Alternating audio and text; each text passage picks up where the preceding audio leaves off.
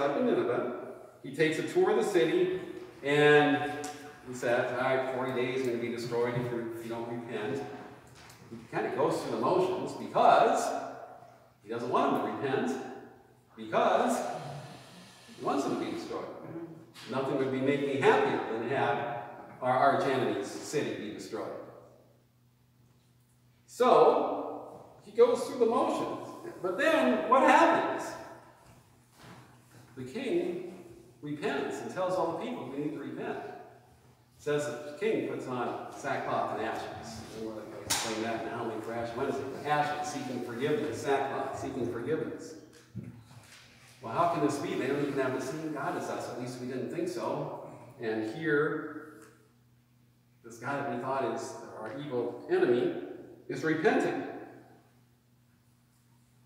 So, God's not going to carry out the punishment. So what's Jonah's response? He's angry and sad. He was hoping to see the sun destroyed. So, then it says he goes and, it's a hot place. He builds a little tent. And it says then that God sends this plant over to provide him some shade. But that makes him reasonably happy. He's watching, maybe the city will still be destroyed, I'll watch. And then it says that some worm attacks the roots and the plant dies, and now he's in the sun again. He said, I just assume die.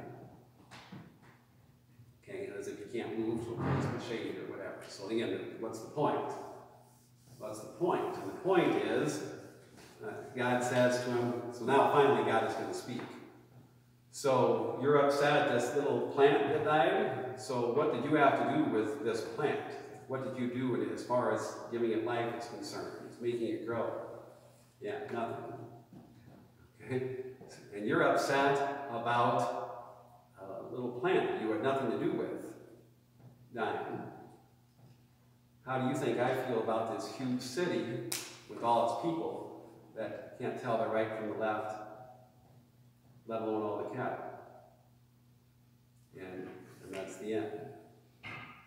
So the whole purpose is, we have this build-up to the final paragraph, which tells us the teaching of the book. Newsflash here, if you haven't heard this, or the people back then wouldn't believe this yet. Those people that we don't like, they have the same God as we do. God is the God of everybody. And just like we hope God forgives us, God can forgive them too.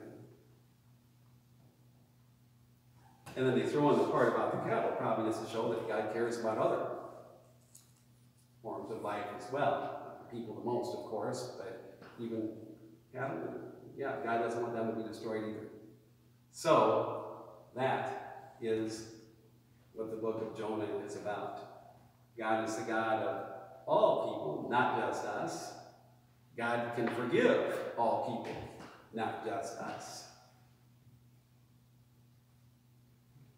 And hopefully, we can do the same. When we talk about relating that to our time, it should be pretty easy to do that.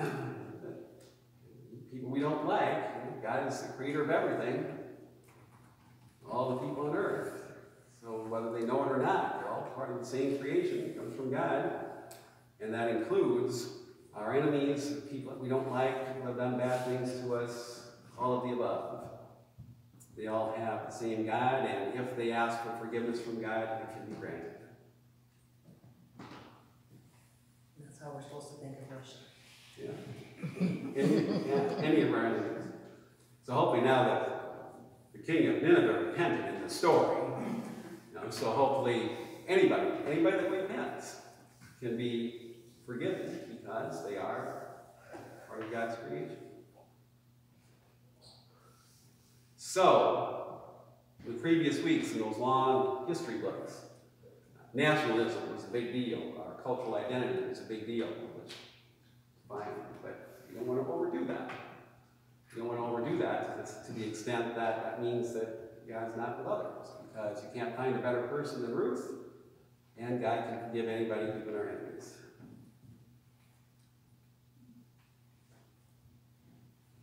And that's why I like those two books, and whereas Ruth is pretty easy to read and understand, Jonah only makes sense if you know, the significance of Nineveh.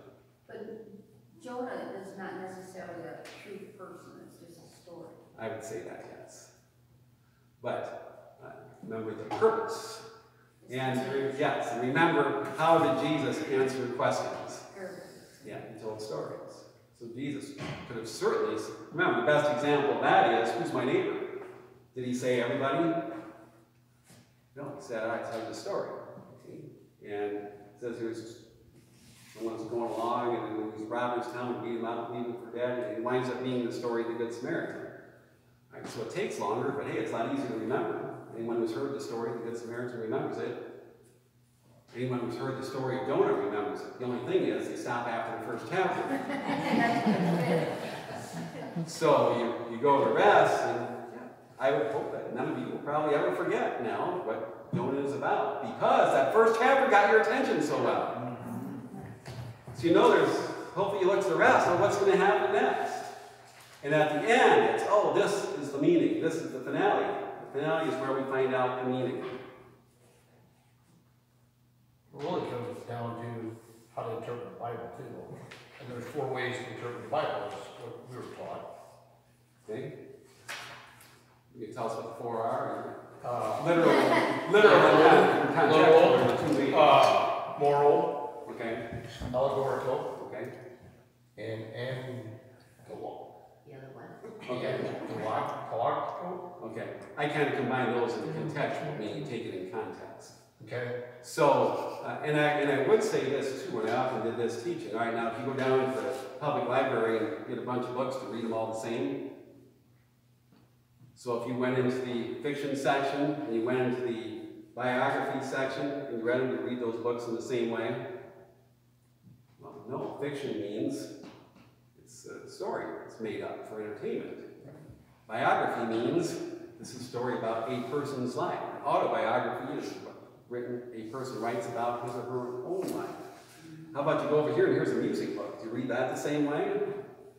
Well, songs usually have symbolic meaning to them. So you have to read them accordingly. Oh, but what about poetry? Do you read that the same as you read a novel? Of course not. What does the Bible have? All that. Right, so, just like Jonah, you can't take a look at it. The only problem is the Bible doesn't list the books accordingly. Right. When you go to the library, it says fiction, poetry, music. Okay, the Bible doesn't do that. They're just all together. And that's why you read the introduction to each of the book, and they tell you what it's meant to be. We sure fool our kids a lot. Yeah. So when it says Jonah is didactic, it means, yeah, it's meant to tell a story. So in the moral part, get into the allegory part, because then as for Christians, then we say Jonah also foreshadows Jesus being for everybody, not just for Jews. And Ruth foreshadows the greatest commandment. Yeah, exactly. Yeah.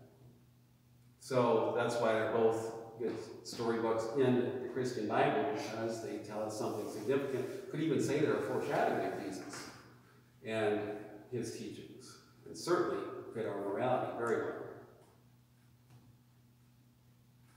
So, yes, the sad thing is, how do we teach this stuff? Because young kids don't understand symbolism. They're certainly not going to understand that Nineveh is an enemy city and all that. They're going to remember the story right away, and that's what happens. You remember the story about this big fish and stuff, and you're not going to remember stuff about who's Nineveh and the king being forgiven and all that.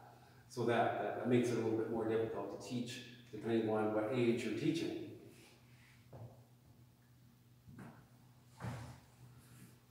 Although now Eastern cultures teach via story. So if you were to ask them, is that story true? They would say, yeah, sure. Because God is the creator of all, God can forgive all. They focus on the meaning of the story, not on all the details of it. They say, of course that story is true, because its meaning is true.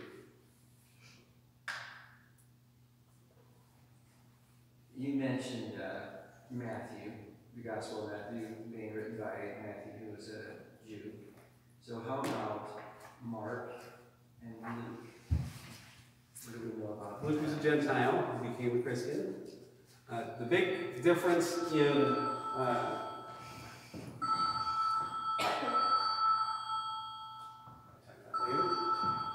big difference in the Gospels is Mark is writing to people of Rome that are being persecuted. Matthew is writing to people of a Jewish background, which is why so many times he'll say this was to fulfill what was said in this book. Whereas the other guys don't do that because their audience isn't familiar with Judaism. And Luke's audience is Gentile. Luke is a follower of Paul, and Paul was the one missionary to the Gentiles. So Matthew is writing at a time where the two haven't split yet. So he's trying to convince people you can be both. You can follow everything in Judaism and believe in Jesus because he is the fulfillment of everything in what we now call the Old Testament. They're not contradictory to each other. So some of his audience were Jewish Christians, and they pretty much no Jewish Christians anymore, because shortly after Matthew's gospel, the two became irreconcilable, that you couldn't be both. We say that we follow up, but Judaism says believing Jesus is the Messiah is not part of Jewish belief. So that's how that came about.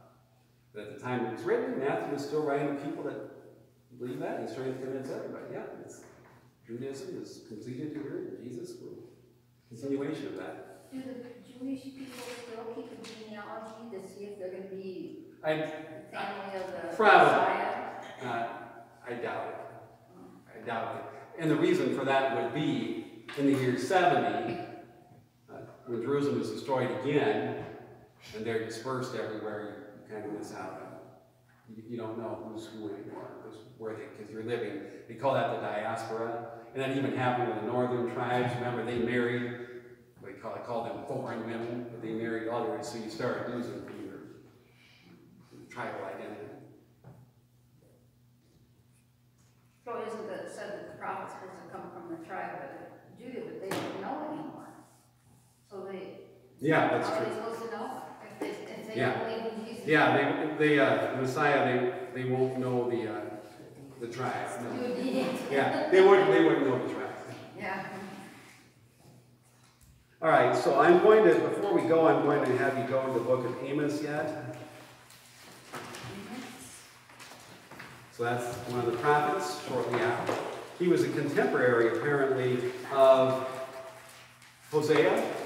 And we do know from the way they talk, we're talking about the 750s BC for Amos and Hosea.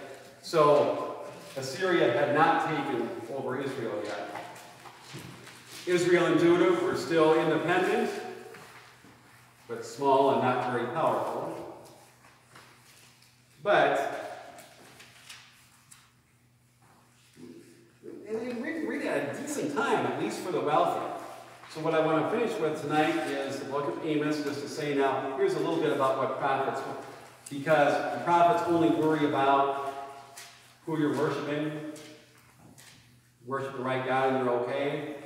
I know they said you definitely need to be worshiping our God. But now and maybe next time we'll talk a little more about what the prophets had to say. So if you go to the book of Amos, everybody there? Okay, so it says he was a shepherd from Tekoa. So he's from the southern kingdom, and he's going to go speak to the north. Because remember, it always says who the king of Judah is and who the king of Israel is. So anyway, he starts out by giving these oracles against other countries. So Aram, Philistia, he's saying bad things about them. Tyre, Edom, Ammon, Moab. Oh, but what does he start doing in chapter 2? He starts saying bad things about Judah and Israel. And every other year in September, I think we read from Amos.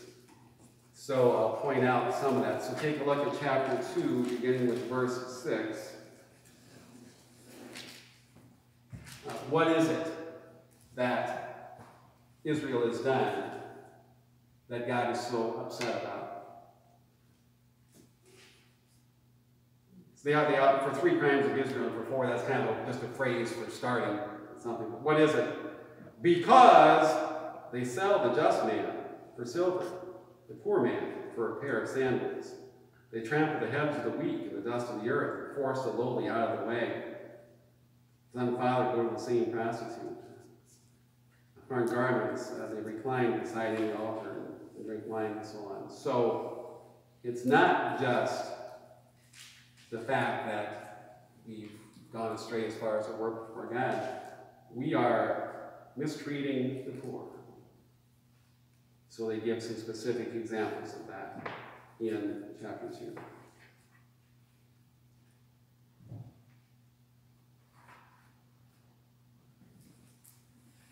So it's not just worshiping the wrong God that gets you in trouble. It's some behavioral things. Even the women of chapter 4. Hear this, you women of the mountain of Samaria, you cows of Bashan. Today, if you called a woman a cow, that would be... right. You better duck. Yeah. But the cows of Bashan were well fed, so they were in good shape. So now he's saying that our women are that way, that the wealthy women don't care about the poor ones. You oppress the weak and abuse the needy, saying, bring me a drink. Now, the days are coming when we're going to be dragged away, meaning that we're going to be exiled someday. In many areas of the world, by the way, if you're heavy, that was a sign that you were well-to-do. It means you had plenty to eat. If you were really thin, you think, okay, your dad must not make very much money because he can't afford to pay you a lot, or to feed you very much. And there's still some areas of the world that are that way. All right, and then the other reading that we have in church is chapter 8, beginning with verse 4. So I will conclude with that tonight. I'm going to do chapter 8, verses 4 through 8. So now I'm speaking there, here see the title again, it's greed. So greed is a problem. Hear this, you who trample upon the needy and destroy the poor of the land. All right, so Boaz was a good example of not doing that. Remember, you were poor, you came and you could go ahead and glean the fields. So here, other people are not allowing that. They're destroying the poor. When will the new moon be over so that we may sell our grain? All right, so these are pretty easy to relate today. I want to sell my grain. I'm not supposed to because we're not supposed to do that. New moon, I want to get back to business. So people are saying on holy days, I just soon get rid of them so I can get back to business. Okay, so it sounds like some people today, Sunday is just another day. All right, and then when will the new moon be over so we can sell our grain? And the Sabbath. We want the Sabbath to be over quick so we can display the wheat. So as soon as the Sabbath is over, I can get back to work and make more money. Instead of doing what I'm supposed to do and enjoying and appreciating the Sabbath, I'm seeing it just as kind of an inconvenience before I can get back to making money. We will diminish the ephah and add to the shekel and fix our scales for cheating. An ephah is a standard of measurement. It says it's like a bushel. All right, so people are trying to cheat when they're weighing their grain to sell. So I suppose it'd be like you brought a load of grain in a day and you weighted it down to something to try to get more than what you should. Water.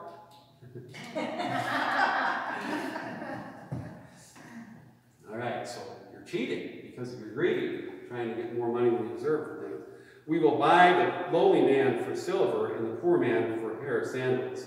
So the poor are so poor that the only way they can pay off their debts is basically by being like indentured servants or being like slaves. In order to pay off my debt, you have to work for you for free, basically. Even the refuse of the wheat we will sell. Okay, the refuse is the leftovers. So you're not even leaving the remnants of the crop for poor people. After you're done harvesting, you're going out and picking that up so you can sell it instead of leaving it there for poor people. So then the Lord is sworn, saying, never will I forget the thing that you have done. So that's an example of other things that God is worried about. It's not just worshiping me, it's your behavior should show that you believe in me. And when you're really greedy and you're mistreating the poor, that is totally contrary to what God wants.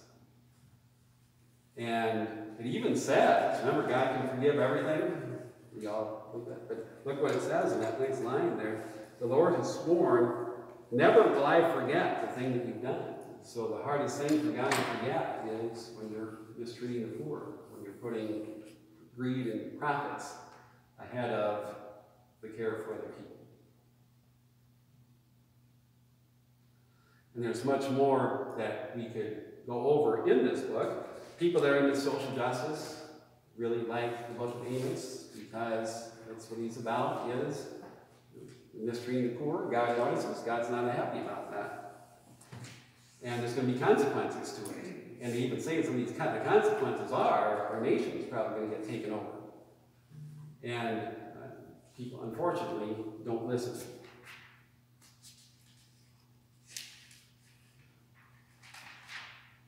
Okay, any questions on the book of Amos? Father, is there any, like a messianic prophecy there when they refer to buying a man for silver, like 30 pieces of silver? I'm thinking of Jesus. Somewhere in the Bible it's 30. Here I don't think it says 30, but somewhere in the Old Testament I think there is a reference. And to find that out, I have to go to Matthew's Gospel, look at the story of Judas and see if there's an asterisk there after it talks about the silver, see where it refers to. And also that they mention it twice in the same, over on Yes, 6. yes, yep, sometimes it is mentioned twice. 6. Mm-hmm. Yes. And by the way, yes, right, we can do that one. Chapter 6. Woe to the complacent, to the overconfident. And then verse 4, lying upon beds of ivory. All right, so you've got a really comfortable, expensive bed that you can sleep on, whereas poor people don't have much. You're stretched comfortably on your couches. You eat lambs from your flock, calves from the stall. You listen to music from the harp. Okay, harps are nice, happy instruments, and you're pretty well to do if you have one. You drink wine from bowls. So in other words, all these things are saying how well-to-do you are financially. And then it says, yet you were not made ill by the collapse of Joseph. So it doesn't bother you that not everybody's in as good a shape as you are. So you're going to be the first to go into exile.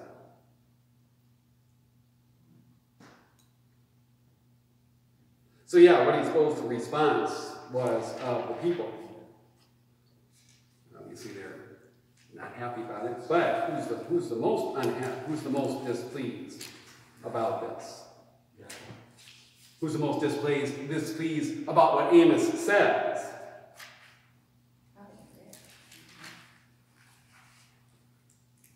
The king and the priests. Because they're supposed to be responsible for their people. Obviously, rich people are going to be very bothered by it. Because it says you're not caring for the others. But I keep saying the last thing, but we'll do this yet there, the second half of chapter 7. This is what often happens when a prophet speaks. Right? If somebody came and said those words to us today, we wouldn't be very happy about it, right? Okay, so in chapter 7, midway through, it says, verse 10, Amaziah, who's the priest of Bethel, which is a town that has a place of worship, sends a message to Jeroboam the king, saying, Amos is against you and all of Israel. This is what he says. You, the king, are going to die by the sword, and Israel is going to be exiled from the land. That's the ultimate consequence that Amos is talking about. And remember, it did happen. So, good way to think that we often don't listen to things that we aren't comfortable hearing. Well, Amaziah the priest and Jeroboam the king are no exceptions. So, Amaziah, remember, priests back then often advised kings. says to Amos in verse 12, off with you, visionary. Go back to Judah. Remember, you're from Judah, we're in Israel. Go back home. You can prophesy there, if that's what you're thinking, but we don't want you prophesying here anymore. This is Bethel, that's a king's sanctuary. You shouldn't be here.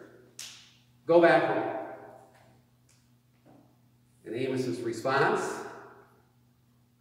okay, I wasn't a prophet. As a matter of fact, I don't belong to the company of prophets. I've had 2 jobs, a shepherd and a dresser of sycamore trees. I'm not making anything. The false prophets often made money here. They were on the staff of the king. They tell him how good he was, and that things were fine, and his decisions were good, and things would continue to go well.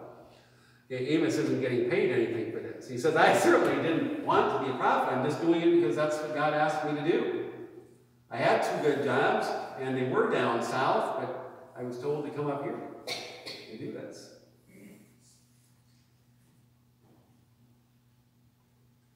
So God told me to prophesy to my people Israel, and now you're saying, don't prophesy. So what's going to happen to you? You're going to be one of the first to be exiled. I think this what you just read there, chapter 12, and right around in there, was it a first reading on Sunday? Or was it? Amos is the first reading twice a year. Every other year, twice. Okay.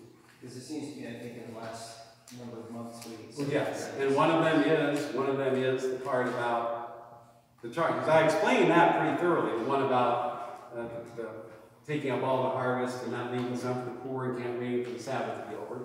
That's one. And I think the one about Amaziah telling him to be quiet and go home is also one.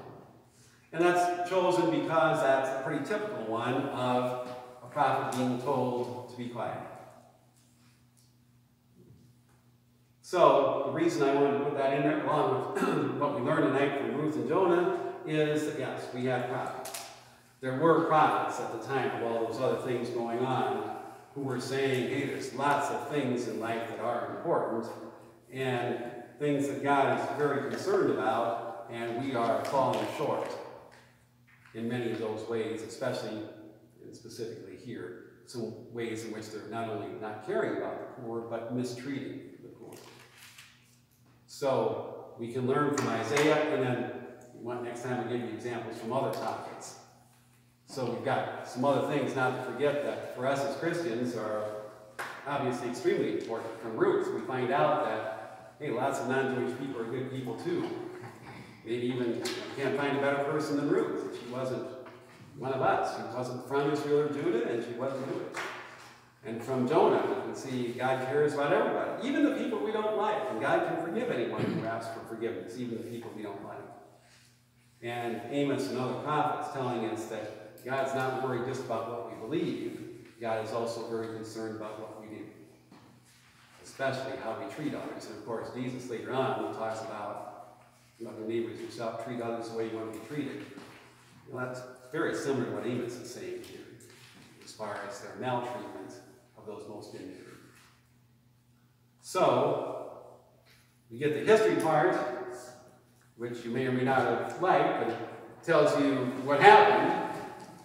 And now we get some theological parts in here about further interpretations about what was happening and some major teachings that are in the Old Testament that definitely are believed by followers of the New Testament.